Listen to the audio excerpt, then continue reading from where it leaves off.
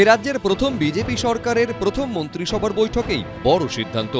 সরকারি চাকরিতে আবেদনের ক্ষেত্রে বয়সের ঊর্ধ্বসীমা 5 বছর বাড়ানো হলো। মাননীয় স্বরাষ্ট্র ও সমবায় মন্ত্রী অমিত শাহজি নির্বাচন প্রচারে রায়দিঘি থেকে বলেছিলেন যে 2015 সালের পরে পশ্চিমবঙ্গে কোনো রিক্রুটমেন্ট হয়নি, তাই প্রচুর শিক্ষিত যুবক যুবতীর বয়স চলে গেছে। 5 বছর এক্সটেনশন মানে আবেদনের বয়সের ঊর্ধ্বসীমা ক্যাবিনেট মঞ্জুর করলো, এটাও আজকে আমরা করলাম। তৃণমূল জমানায় বারবার অভিযোগ উঠেছে নিয়োগ প্রক্রিয়া থমকে থাকায় বহু চাকরি প্রার্থীর আবেদনের বয়স পেরিয়ে গেছে, তারা প্রতিযোগিতা থেকে ছিটকে গেছেন। এই প্রেক্ষিতে বিজেপি সরকারের মন্ত্রিসভার এই সিদ্ধান্তে অনেকটা স্বস্তিতে চাকরি প্রার্থীরা।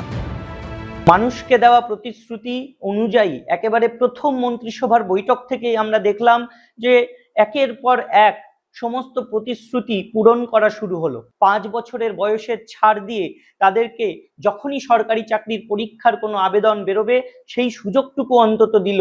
আমরা সাধুবাদ জানাই এই প্রচেষ্টাকে সরকারের। বিধানসভা ভোটের আগে বিজেপির সংকল্পপত্রেও প্রতিশ্রুতি দেওয়া হয়েছিল 2015 সাল থেকে নিয়োগ না হওয়া, বারবার প্রশ্নপত্র ফাঁস এবং পরীক্ষা বাতিলের ফলে ক্ষতিগ্রস্ত প্রার্থীদের চাকরির ক্ষেত্রে 5 বছর পর্যন্ত বয়সের ছাড় প্রদান করা হবে। প্রচারেও এই প্রতিশ্রুতি শোনা গেছিল কেন্দ্রীয় স্বরাষ্ট্রমন্ত্রীর মুখে। युवाओं की उम्र चली गई एग्जाम देने की, जिसमें हमारे बंगाल के युवाओं का कोई दोष नहीं था। मैं आज बताने आया हूं, भाजपा सरकार बनने के बाद युवाओं को नौकरी की आयु में 5 साल की मुक्ति भी दी जाएगी। এই প্রেক্ষাপটে প্রথম মন্ত্রিসভার বৈঠকেই সরকারি চাকরিতে আবেদনের বয়সসীমা বৃদ্ধির সিদ্ধান্ত নেওয়া হলো।